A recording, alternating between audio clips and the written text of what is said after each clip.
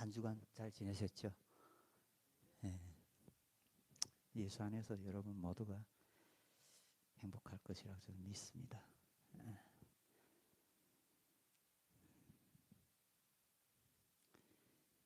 그리고 또 한 주간 동안 우리를 지키시고 또 함께 살아주신 그 주님이 있어서 저와 여러분이 또 이 시간에 만날 수 있게 되었다고 생각합니다. 하나님께 너무 감사하고 또 이 자리에 함께 우리가 예배할 수 있어서 또 너무나 고맙고 감사하고 하나님께 영광 돌립니다. 우리 오늘 함께 나눌 말씀을 다 같이 함께 봉독하도록 하겠습니다. 자, 함께 봉독합니다.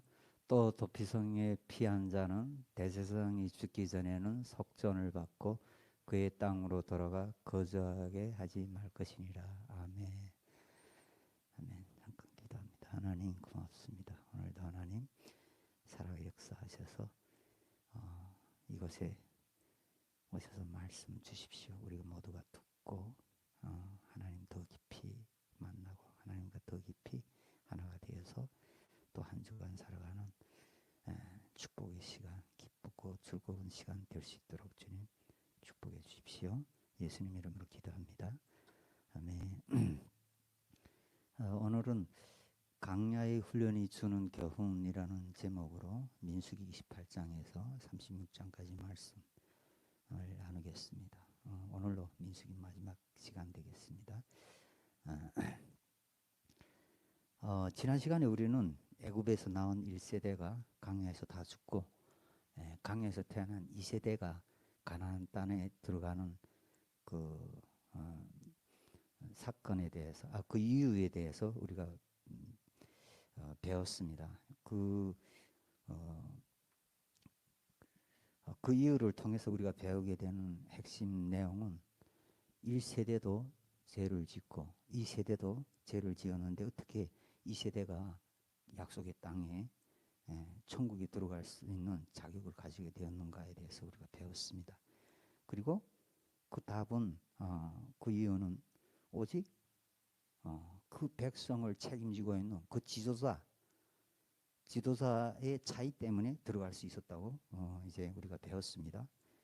율법을 대표하는 모세 안에서는 그 누구도 약속의 땅에 두 사람을 내놓고 믿음으로 반응했던 두 사람을 내놓고 나머지 다 들어갈 수 없었죠. 율법의 대표인 모세까지도. 그 대표가 못 들어갔으면 다 못 들어가는 거죠. 그런데 예수님을 예표하는 여자의 후손으로 오실 예수 그리스도를 예표하는 여호수아 안에서는 그가 누구든 무슨 죄를 지었든 그들이 상관없이 다 약속 땅에 들어갈 수 있다는 들어갔다는 거예요. 그래서 정말 저와 여러분도 마찬가지예요. 세상 사람들과 다른 바 없이 말하고 이렇게 죄 짓는 저와 여러분도 어떻게 해요? 정말 하나님이 약속하신 여자의 후손으로 오실 예수 그리스도로 말미암아서 저와 여러분들이 천국에 들어갈 자격을 얻게 된 줄로 믿습니다. 이스라엘 백성들은 이제 광야의 40년 광야의 생활을 마치고 이 방랑을 마치고 이제 대화를 갖추고 약속의 땅 가나안 정복 전쟁이 있는 모압 땅에 가나안 땅을 마주하고 이제 정복 전쟁을 위해서 가나안 경계선에 다 경계선을 마주하여 서게 되었습니다. 그런데 이제 정복 전쟁을 치르기 전에 이들이 먼저 회복해야 될 것들이 있었어요. 그것은 이제 예배죠. 가장 먼저. 그래서 보게 되면 예배에 대해서 이렇게 쭉 기록하고 있습니다. 예배에 대해서 안식일, 유월절, 칠칠절, 대속제일, 장막절, 규례를 전체 예배에 대해서 쭉 이제 기록하고 있습니다. 그리고 예배 회복 후에는 서원 제도를 이제 기록하고 있는데 한마디로 말하면 하나님을 사랑해서 내가 헌신할 것입니다. 이런 서원 제도가 기록되어 있습니다. 쉽게 말하면 하나님에 대한 충성 맹세 같은 거예요. 충성 맹세 같은 거. 어쩌면 북한하고 이렇게 똑같습니까? 뭐 입당할 때는 내 목숨을 다해서 말이야. 김일성의 목숨을 초계와 바치겠다. 예. 그리고 이렇게 준비되면 이게 준비되니까 이제 모세는 이스라엘 군대를 이끌고 요단 동편에 대한 전쟁을 합니다. 시작을 합니다. 그리고 그 전쟁을 해서 정말 대승을 거두죠. 대승을 거두고 어마어마한 전리품을 얻습니다. 너무나 어마어마한 전리품을 얻어요. 그 전리품을 얻은 거에 대해서 쭉 이렇게 기록하고 있습니다. 예. 요단 동편에 대한 이 전쟁은 마치 예수님께서 신약 시대에서 예수님께서 죽음에서 부활하시고 40일 동안 그의 제자들과 같이 함께 사신 그 사건과 비슷해요. 땅의 생명만 보다가 살던 이 세상 사람들에게 예수님께서 부활의 생명을 보여주신 거예요. 부활의 생명. 그런 생명을 보면 어떨까 이런 생각이 듭니다. 예? 다 죽어가는 생명인데 죽음에서 부활한 사람하고 한 40일 동안 산다 그러면 이거 정말 부활한 사람, 죽음에서 살아난 사람, 그런 사람하고 내가 한 40일 산다? 와, 이거는 정말 이게 꿈인지 생신인지 그 사람들은 아마 제자들은 그러지 않았을까? 그 기쁨, 감격, 그런 똑같은 동일한 사람이었잖아요. 예수님과 그들이. 그런데 죽음에서 살아난 그 사람. 그러면 나도 예수 그리스도 안에서 예수와 함께 나도 부활의 생명을 얻으실 거구나. 이 확신이 강력하게 그들의 삶을 주장하지 않았을까요? 네. 한마디로 말하면 부활의 생명을 만지고 맛본 거예요. 40일 동안 제자들이, 예수님의 제자들이.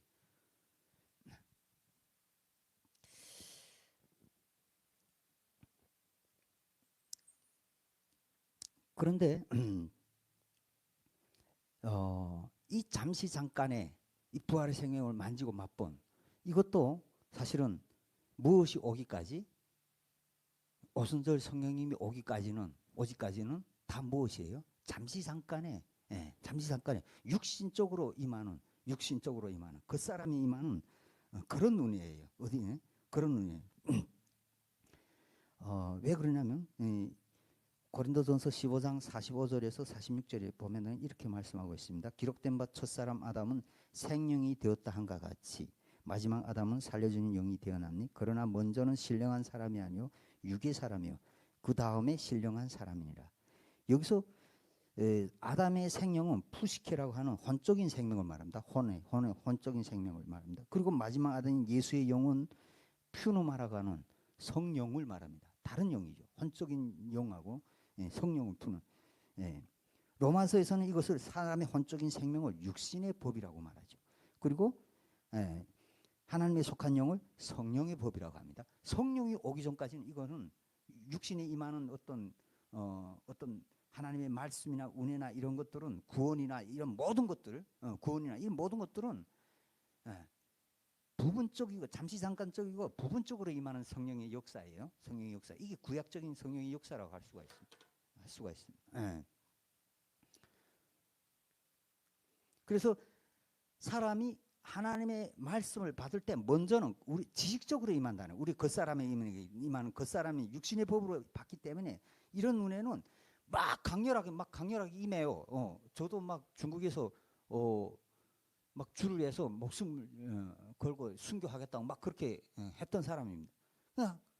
근데 한국에 와서 그리고 그렇게 쭉 살 줄 알았거든. 저도 그렇게 살 줄 알았어요. 근데 한국에 와서 금방 무너져 버렸죠.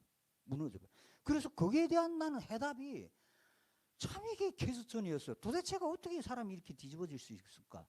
김일성이 때는 그럴 수 있다고 그건 완전 거짓이니까 그건 그럴 수 있다고 생각했어요. 근데 하나님의 영원한 말씀이 이런데 왜 이게 이런 문제가 생길까? 그게 참 개수천이었거든. 한국에 와서 내가 왜 이렇게 무너져? 그리고 이 고린도전서 이 말씀입니다. 그렇구나. 우리가 겉사람 지식적으로 하나님 구원이든 뭐든 그걸 임해가지고 완전히 막 죽을 듯이 날뛰잖아요. 그 처음에 막 그렇게. 근데 그것이 어떤 시간이 가면 이게 딱 빠져나. 겉사람이 임한 거니까. 이 몸이 식은가 당시 이 겉사람의 지정의 지식적이고 감정적이고 이것이 이 열리가 식으면 어때요? 그 은혜가 쑥 사라져 버려. 예. 이 몸에 임한 겉사람에 임한 은혜니까. 예. 참 진짜 잠깐 잠시 동안 반짝 빛났다가 사라지죠. 예.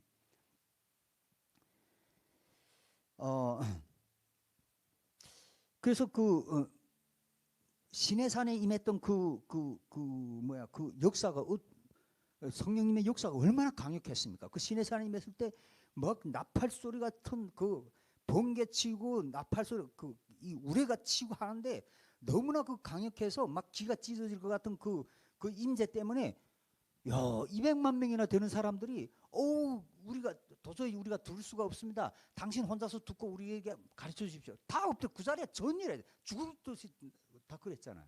네. 그런데 말입니다. 그 강력한 임재 앞에서 이스라엘 백성들이 다 어떻게 했습니까? 부들부들 떨면서 강력하게 그 체험했는데 아니 바로 뒤집어서 가서 금송아지 만들지 않습니까? 이게 겉사람에 임하는 성령님의 능력이에요. 이게. 예. 겉사람에 임하는 성령. 예. 그렇게 강력한 성령 그 하나님의 역사를 봤는데도 그랬는데도 발랑 뒤집어지잖아요. 어떻게 그럴 수 있는? 이 겉사람에 임하는 거예요. 겉사람에 임하는 운이. 예. 그런데 여호수아가 만났던 성령님의 능력은 어떻습니까? 지극히 개인적이고 지극히 작게 임하잖아요. 그 개인 한 사람에게 나타나가지고 1대1로 만나가지고 강하고 담대하라. 강하고 담대하라. 강하고 담대하라. 너무 약해. 너무나 어떤 부드럽고 이래요. 사실 그래서 정말 시내산에 임했던 그 성령님의 역사하고 오순절 날에 임했던 성령의 역사가 많은 차이가 있습니다. 200만 명이 되는 사람들이 전율하고 다 두려워 엎드려 떨었지만 오순절 날 성령은 우리는 대단하고 생각해요. 그렇지 않아요. 기껏해야 100명이 되는 사람 바람 소리 강한 바람 소리 같던 바람 소리가 아무리 강해봐야 얼마나 강합니까? 이 정도겠죠. 예? 예, 그게 다예요. 그리고 불도 막 시내산의 그 불하고는 게임도 안 되죠. 그냥 촛불 같은 것들이 저도 한번 그런 경험을 했는데 이렇게 둥둥 떠다니는 그 정도로 본 거예요. 예. 그런데 그 후의 결과를 보면 어떻습니까? 성령의 그 오순절 성령을 입었던 사람들은 그 제자들은 막 나아가서 그 능력은 막 죽음을 초월하는 능력이야. 죽음을 초월해서 막 예수가 그리스도다. 예수가 하나님의 아들이다. 막 충고하지 않습니까? 그리고 그걸 듣는 사람들은 다 놀래가지고 저 사람들 어떻게 저럴 수가 있는가. 새술에 취했다. 막 이렇게 표현하죠. 그런데 정작 그 성령의 능력을 입은 사도 베드로와 제자들은 뭐라고 말합니까? 너희가 왜 우리를 이상하게 보냐. 지극히 정상이야. 지극히. 그 사람들이 막 이 사람들 칭송한다고 해서 우리 너희가 별반 다름없는 사람이야. 자기를 높이지도 않아. 어서 겸손해. 이거 하나님 하시니라. 너희가 왜 그러냐. 이거 하나님 하시니. 이런 차이가 있어요. 이런 차이가. 네. 한마디로 말하면 성령님의 어떤 이런 원리적인 순서가 있다는 거예요.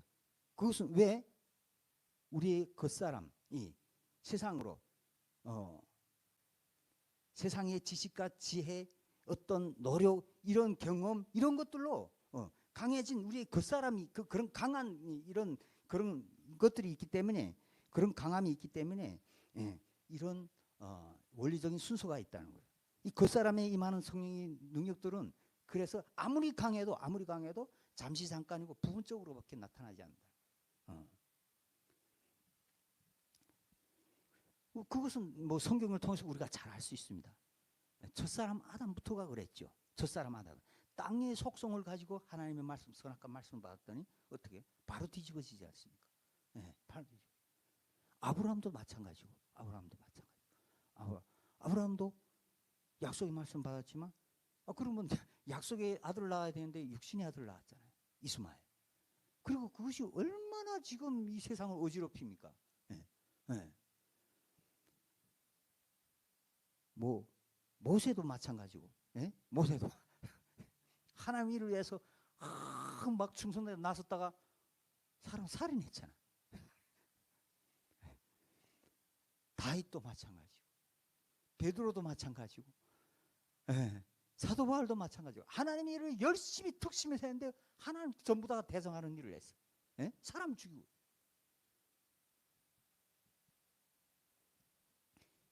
이 기독교 역사, 이 시대적으로 봐도 기독교 역사를 봐도 그래요. 예. 말씀 묵상하면서 그것을 생각해 보니까 19세기 초 19세기 말 20세기 초에 강력한 어떤 성령의 역사가 있었습니다. 예. 영국에서 시작된 이반 로버츠로부터 시작된 이 강부로 시작된 이 성령의 역사 어마어마하게 일어났죠. 예. 그래서 영국의 존 예슬을 비롯해서 어마어마한 영향, 그리고 그분이 미국의 아수사 부흥으로 이어지고 그것이 또 한국의 1907년대 평양 대부흥으로 이어지고 인도로 이어지고 이런 어마어마한 역사들이 있었습니다. 강력한 역사들이 있었어요. 그런데 저는 사실 이것을 그렇게 막 성령이 어떤 깊은 내적인 어떤 역사가 아니라고 봅니다. 예.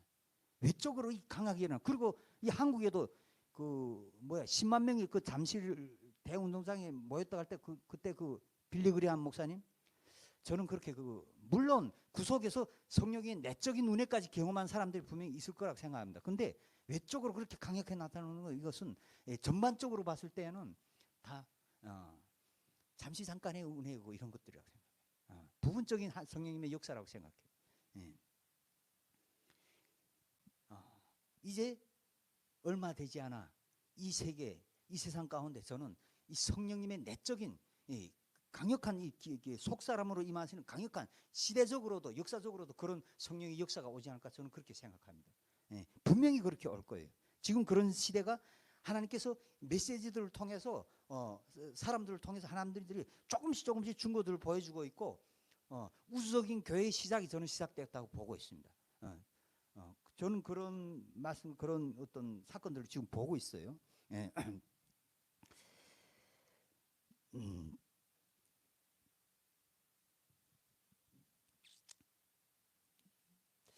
자, 그렇다면 우리가 민수기서를 통해서 우리가 하나님께서 우리에게 주신 교훈의 말씀은 무엇일까요? 교훈의 말씀은 이 민수기서를 한마디로 요약을 한다면 하나님의 백성의 훈련이라고 할 수가 있습니다. 다시 말하면 하나님의 백성이 약속의 땅으로 들어가기 위한 훈련이에요. 다시 말하면 천국으로 들어가기 위한 훈련이라고 할 수 있죠. 그런데 어떻게 됐습니까? 40년 동안 훈련했어요. 어떻게 됐어요? 성공했나요? 실패했나요? 당연히 실패했죠. 실패 정도가 아니라 다 죽어버렸죠. 예. 모세 대표부터 시작해 다 죽어버렸죠. 예.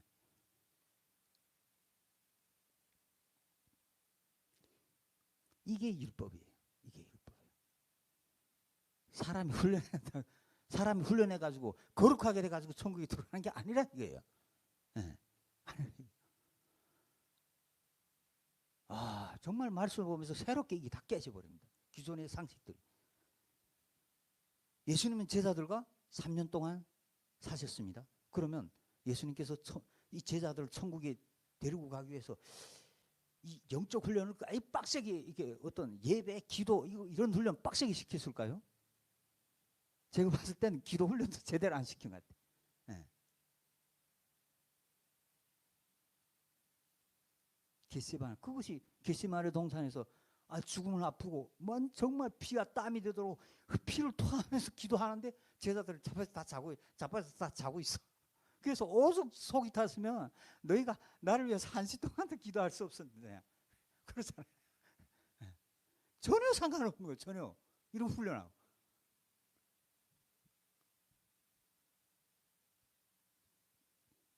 그래서 겟세마네 동산에서 그 십자가 정말 약하신 연약한 그 몸을 입으니까 동일하게 그렇게 땀이 피가 되도록 기도하시면서 제자들이 잠자는 걸 보면서 그렇게 힘들어 하셨어요. 그러나 기도를 마치고 산에서 기도 마치고 감난산에서 겟세마네 동산에 기도 마치고 땅에 내려왔을 때는 예수님이 바뀌었죠. 기도 마치고 와서 제자들에게 너희가 평안해라, 안심해라, 진리가 너희를 자유케 할 것이다. 뭐라고요? 진리가 너희를 자유케 할 것이다. 그래요. 진리가 너희를 자유케 할 것이다. 그리고 내가 조금 있다가 너희 데리러 올 거야. 너희가 살 집들을 짓고 내가 조금 이따 올게. 그렇게 하고 이제 십자가 가셨죠. 십자가를 지셨죠. 평안을 주셨어요. 무엇이? 그들에게 진리의 말씀. 그래서 저는 사실 예배에 대한 훈련, 기도에 대한 훈련 이런 것이 필요 없다. 이것을 말하고 싶은 것이 아니라 그것이 훈련이든 어떤 뭐 수련이든 뭐든 간에 그것이 정말 그 훈련이 정말 어떤 수련회나 어떤 집회가 그것이 정말 하나님 허락했느냐 그것이 중요하다고 생각합니다. 정말 그 집회에 그 수련회 그 훈련에 주인이 정말 하나님이 맞느냐 저는 이것이 중요하다고 생각해요. 이것이 맞냐 이거예요. 대부분의 집회 다 그렇지는 않습니다. 정말 다 그렇지 않아요. 근데 대부분의 집회들에 어떤 단체 이름이 나고 어떤 사람의 이름이 계속 높아져. 꼭 자기 이름이 들어가야 돼. 꼭 그 단체 이름이 들어가야 돼.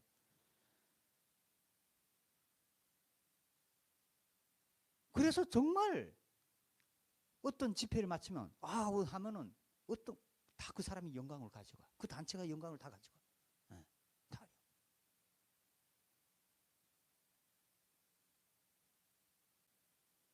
그렇게 받은 은혜가 얼마나 갑니까? 그렇게 받은 은혜가 얼마나 가냐고. 오히려 우리가 예배를 그렇게 드림으로 인해서 말입니다. 오히려 말이에요. 내가 하나님의 자리에 설 수가 있어요. 기도를 열심히 막 쉬지 않고 기도함으로 오히려 하나님의 자리에 설 수 있어요. 네.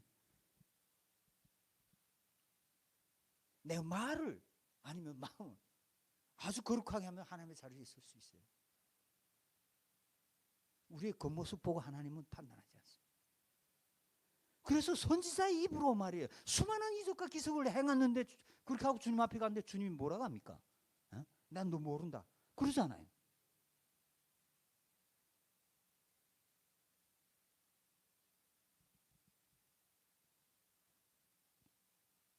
한번 생각해 보십시오. 40년을 훈련했어요. 천국 들어가기 위한 훈련. 근데 하나도 못 들어갔어. 이게 뭐냐고요. 이게 뭐냐고.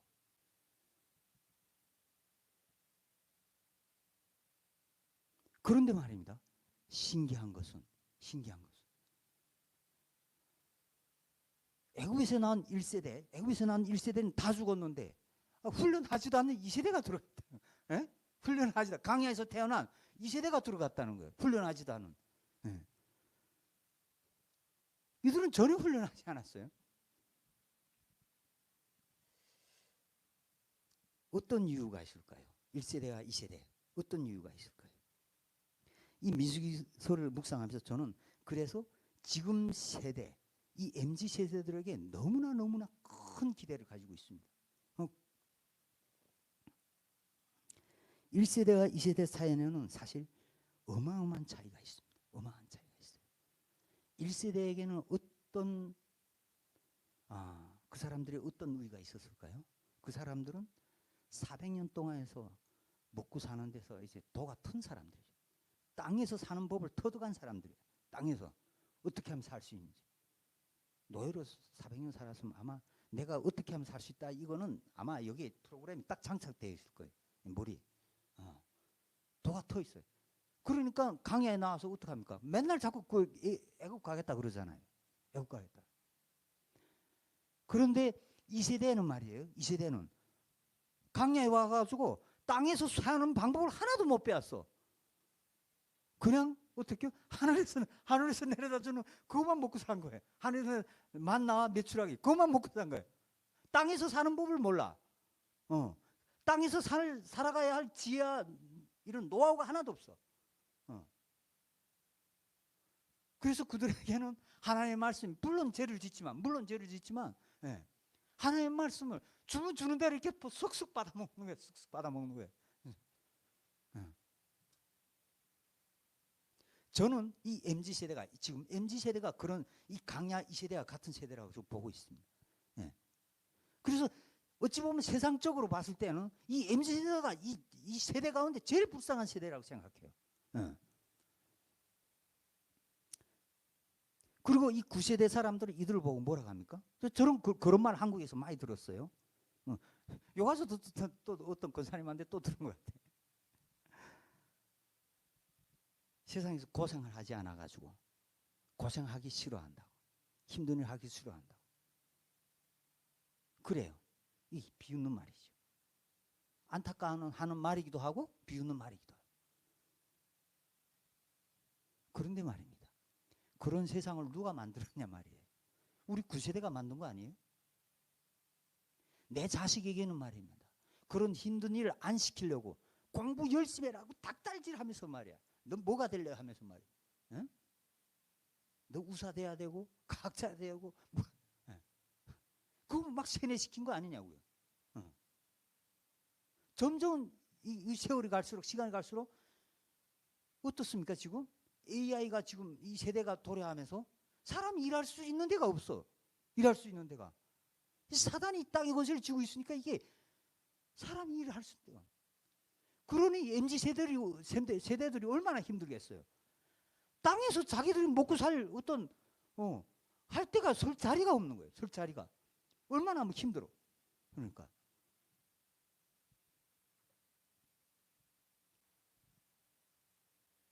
그래서 그런지 MZ 세대들은 이 새로운 세계에 대한 어떤 세계를 접하는 것에 대해서 거부감이 없어요. 왜요? 이 땅이 지금 삶이 지옥이니까. 그래서 새로운 세계에 대한 이 그런 세계에 대해 한마디로 빠져나올 구멍을 찾고 있는 거죠. 숨쉴 곳을 찾고 있는 거죠. 그래서 MZ 세대를 가르쳐 우주 세대라고도 말하죠. 우주 세대. 내가 살 수만 있다면 이 지구를 벗어나서라도 어디든 가겠다. 예. 왜? 이 땅이 지옥이니까. 왜냐면 내가 살아갈 길이 안 보이는 거예요. 안 보이는 거예요. 어쩌면 하나님 입장에서 이 세대가 어떤 세대겠습니까? 하나님의 말씀을 가장 순수하게 받아들일 수 있는, 말씀 그대로 받아들일 수 있는. 진짜 이 말씀 안에 정말 영생의 길이 있구나. 내가 살아갈 길이 보이는구나. 이 세대에게 더 빨리 흡수될 수 있는 좋은 장점을 갖고 있어요. 오히려 9세대는 어째? 우리는 그 사람이 강해. 이미 고난 속에서 살아갈 어떤 지혜한 능력, 이런 노하우들을 다 갖고 있어. 그래서 하나님을 만나기가 훨씬 우리가 더 어려워요. 그 사람이 강해서. 훨씬. 그래서 저는 운인세대 교회에서 이 MZ세대들, 이 친구들에게 필요한 거라면 전적으로, 뭐 우리 교회 별로 힘은 없지만 최선을 다해서 전적으로 적극적으로 이 세대를 지원할 생각입니다. 네.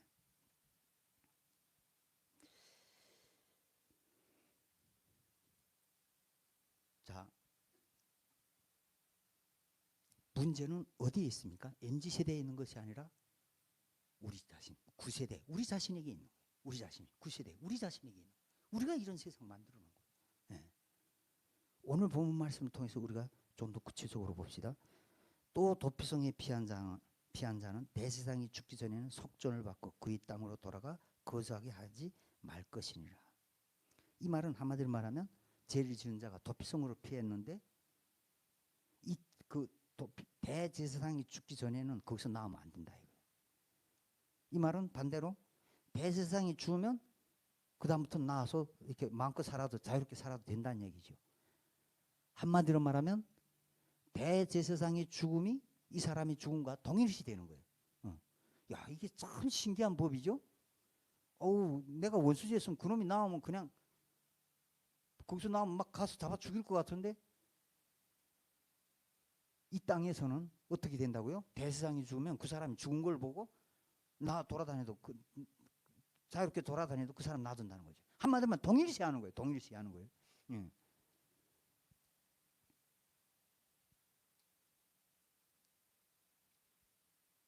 그런데 우리는 어떻습니까?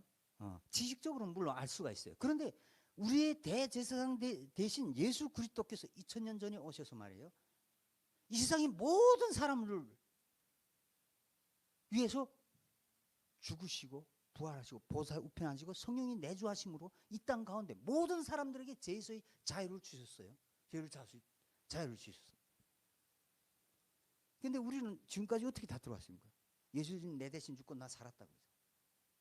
그래서 나 죽어야 되는데 맨날 그러고 있어. 죽어야 되는데 이게 됩니까 이게? 죽을 수 있냐고요 우리가.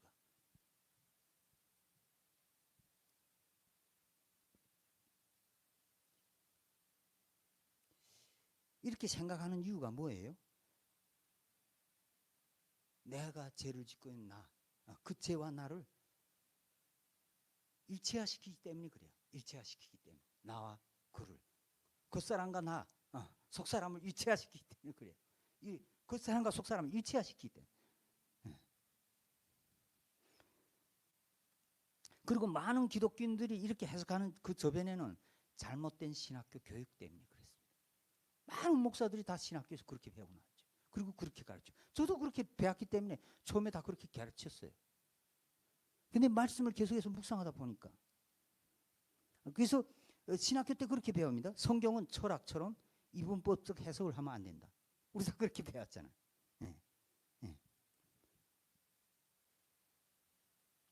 근데 말입니다. 성경을 보니까 성경은 철학처럼 이 우주를 말이에요. 영의 세계와 물질 세계로 이분법적으로 그렇게 해석하지는 않지만, 어떤 이분법적 해석이 있냐면 존재와 존재를 나누는 이분법적 해석이 있어요. 존재와 존재를 나누는 이분법적 해석이 있어요. 그것이 겉사람과 속사람이에요. 겉사람과 속사람. 이 겉사람을 2000년 전에 하나님께서 다 죽이셨단 말이에요. 우리를.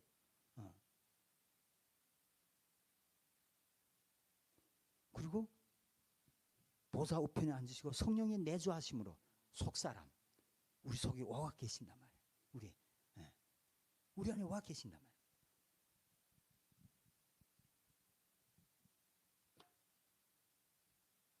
이것이 겉사람과 속사람, 이것이 이분법적으로 나누어지지 않으면, 분명하게 나누어지지 않으면 우리가 어떤 오류에 빠지냐. 계속 살 수밖에 없어요. 왜? 내가 계속 죄를 짓고 있으니까. 이게 분명하게 갈라지지 않으면 내가 어떤 존재를 분명하게 목표를 정하고 그걸 따라가야 될지 이 목표를 분명하게 정할 수가 없어요. 어떤 존재가 내가 나의 참 자아고 나는 진짜 누군지 이것을 분명하게 정할 수가 없어요. 이놈도 이놈 같고 이놈도 이놈 일체화시키며 말이에요. 그래서 로마서에서 이것을 분명하게 갈라 말이죠. 내 속에 짓고 있는 건 누구라고요? 겉사람. 겉사람이야 그거는. 나는 어디에 초점을 맞춰야 됩니까? 내 안에 오신 예수 그리스도께 초점을 맞춰야 돼. 예수 그리스도께. 나는 죽고 내 안에 그리스도께서 사신 것이라. 그 사람이 참나라만. 그 사람. 하나님이 2000년 전에 나를 그렇게 만드셨다고요. 나를 만드셨다고. 그게 참나란 말이에요. 참나라. 이걸 짓고 있는 이건 이건 죽은 나야 이거. 그럽니다. 그것 때문에 저도 너무 힘들었어요. 너무 힘들어요. 이게 갈라지지 않아가지고. 그리고 계속 나를 정죄하게 돼. 나만 정죄합니까? 또 다른 사람. 계속 그 사람이 머물면서 나 눈에 거슬려. 말 또 이상하게. 내 기분 나쁘게. 그 사람 또 정죄하고 있고. 그래요. 근데 2000년 전에 오신 그분이 나만 아니라 모든 사람을 온전케 하셨단 말이에요. 나도 온전하게 하셔서 모든 사람 온전해. 온전하게 했어요. 이것이 어떻게 믿어져야 돼. 이것이 참나예요. 이것이 하나님이 이루신 일이야. 하나님이 이루신 일을 믿는 게 우리가 믿음의 삶을 사는 거 아니에요? 하나님이 하신 일이 중요한 거예요. 그것만이 진리란 말이에요. 그것이. 우리가 그것을 붙잡아야 되는 거예요. 그것을 붙잡아야 돼요. 그럼 모든 게 감사해요. 모든 사람마다 다 온전해. 부족함이 없어. 예수 그리스도 안에서 모든 사람이 완전해졌으니까 말입니다. 완전. 하나님이 어느 정도로 완전케 하셨느냐? 어느 정도로 감옥에 잡혀갈 때 가서 할 말을 생각하지 말라 그래. 할 말도 훈련할 필요가 없는 거야. 왜? 예수가 하나님이니까. 그분이 내 안에 있으니까. 완전한 분이 무슨 생각을 합니까? 무슨 지읒자하겠어요? 우리처럼? 그렇지 않다만. 가면 말할 걸 주겠다 이거야. 이건 너무 쉬운 거 아닙니까? 이거 완벽한. 이렇게 쉬운 걸 말입니다. 이렇게 쉬운 걸 말입니다. 그분이 우리를 완전케 했다니까. 그리스도 하나. 뭐 훈련을 하지 않아요. 기도 주님이 하실 줄 믿습니다. 주님이 주실 줄 믿습니다. 이 한마디면 끝이라고 돼요. 중국에 있을 때 저는 하나님 한국에 가면 한국 자매를 주실 줄 믿습니다. 이렇게 하고 잊어먹고 있었어요. 근데 하나님 시간 지나고 보니까 하나님이 저한테 한국 자매를 주셨네. 믿음의 기도는 이렇게 파워가 있는 거예요. 하나님은 기억하세요. 믿음의 기도를 받으시잖아. 하나님은. 이 한 끗 차이. 한 끗 차이예요. 한 끗 차이. 이 말 한 끗 차이의 해석 때문에, 말 한 끗 차이의 사고방식 때문에 우리가 지옥을 살 수 있고 천국으로 살 수가 있는 거예요. 율법적으로 살 수 있고 복음으로 살 수 있고 믿음의 삶으로 믿음으로 살 수 있고 행함으로 살 수가 있어요. 행함으로 살 수가 있어요. 네.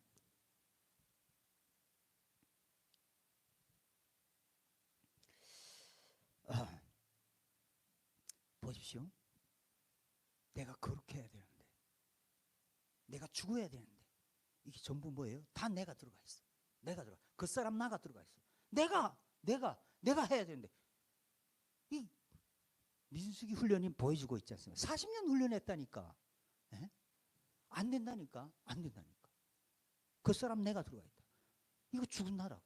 거기에서 이것이 율법으로 사는 거예요. 나 죽어야 되는데, 나 거룩해야 해야 되는데 안 된다니까. 이게 율법으로 사는 거예요. 근데 복음은 뭐예요? 하나님과 함께 2000년 전에 나 죽었어. 하나님과 함께 나 살았어. 나 완전해. 이게 복음이에요. 예수 안에서 말입니다. 나 완전해. 이게 나예요. 이게 참나란 말이에요. 하나님이 그렇게 하셨다니까. 이게 참나란 말이에요. 이게 그러면 이거 배 내밀고 다닐 수 있죠.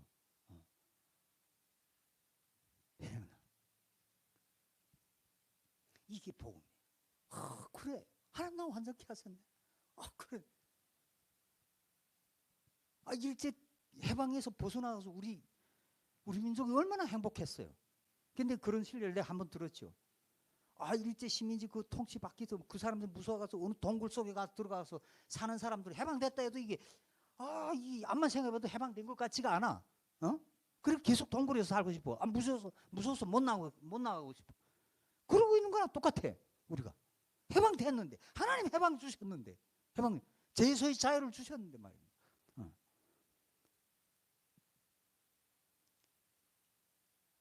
이 한 끗 차이 사고와 이 해석 때문에 고생하며 생고생해도 지옥을 살다 갈 수 있고 이것을 믿음으로 말이에요. 너무 쉽게 삶을 살아갈 수 있어. 하나님이 하실 줄 믿습니다. 하나님이 줄 줄 믿습니다. 이 고백. 중언부언하지 않아도 이거 믿음으로 끝나는 거예요. 이거 믿음으로. 잡혀갈 때, 나 잡혀갈 때 주실 말도 다 주신다는데 그것도 생각하지 말라는데 잡혀갈 때 얼마나 두렵습니까? 근데 그것도 생각하지 말라는데 그렇게 완전하신 하나님을 신뢰하지 않으면 우리는 율법의 삶, 그 사람에 매여서 살 수밖에 없는 거예요. 네. 우리가 이 믿음의 고백을 할 때마다 말입니다. 예수 그리스도 안에서 내가 죽고 부활했고 보좌에 앉았고 성령이 내주하심으로 성령님과 함께 지금 살고 있다. 영생 살고 있다. 이거 하나 때문에 이 믿음의 고백 하나 때문에 우리의 내면에서 어떤 현상들이 일어나냐면 성령의 뭐랄까 스위치, 빛의 스위치가 이게 발동이 됩니다. 발동이 돼요. 성령의 빛의 스위치가. 그리고 성령의 빛의 스위치가 발동 착 되게 되면 어때요? 우리의 죄가 바로 사라져 버려요. 마치 전등 켜면 어둠이 확 한꺼번에 사라지는 것처럼 이것을 우리가 믿음으로 인식하고 고백하고 내가 선포할 때마다 어떻게 바로 내 안에 죄 그것이 어떠한 죄라도 상관이 없어. 뭐 심지어 살인한 죄라 할지라도 상관없어. 그냥 그게 성령님의 능력이죠. 그냥 순간에 사라져 버려요. 성령님.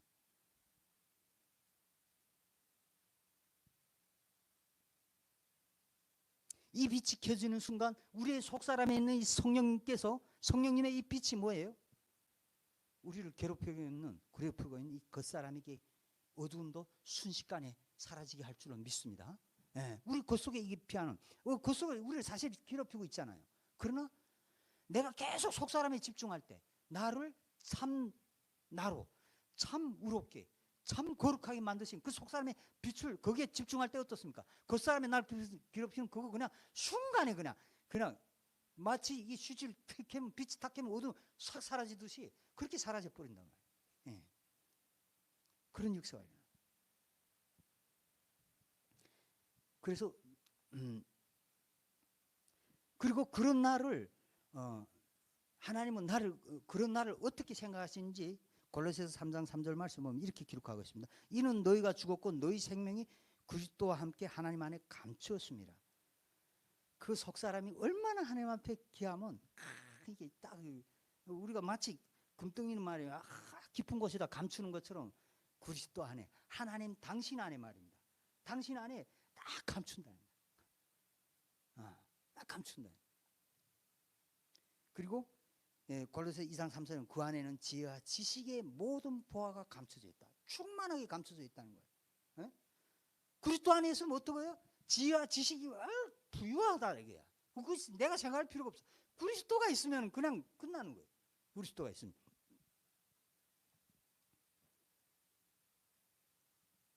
그것을 저와 여러분들이 누리면서 살 수 있기를 바랍니다. 그리고 그런 저와 여러분이 우리가 해야 될 일이 있어요. 뭐예요? 그 보석을 믿지 않는 자들에게 찾아주는 일이에요. 찾아주는 일. 우리는 그리스도 안에 감춰져 있지만 그리스도는 또 누구에게 감춰져 있습니까? 믿지 않는 자들에게 감춰져 있어요. 그건 본인들이 모르고 있어. 하나님께서 성령께서 모든 사람들에게 오셨는데 모르고 있단 말이에요. 그분이 믿지 않는 자들이 어디에 있습니까? 배에. 성경이 말해요. 그 배에서 생수유강이 도쳐나와요. 사람 몸 중에 가장 더러운 똥이 가득. 야, 성경이 참 표현을 너무 강력한 표현을 한 것 같아. 그걸 모르고 있어. 가장 더러운 것이 우리 하나님이 오셨다고요. 하나님의 형상대로 사람이 지음받았어요. 하나님 그 배에 감춰져 있단 말이에요. 그걸 발견케 해줘야 돼. 우리는 그리스도 안에 감춰졌지만 그 주님은 믿지 않는 자들에게도 감춰져 있다. 그들을 구원하시기 위해서 그것을 그들에게 알려줘야 돼. 하나님의 어떤 사랑과 은혜로 너희를 찾아왔는지, 똥 같은 배설물 같은 그들에게 하나님께서 찾아왔는지 그것을 우리가 그들에게 그 보석을 찾아줘요. 그렇게 해서 정말 그들에게도 정말로 배설물 같은 삶에서 벗어나서 정말 영생의 빛으로 그 생명을 살아갈 수 있는 그 축복을 우리가 전한 자들 될 수 있기를 간절히 소망합니다.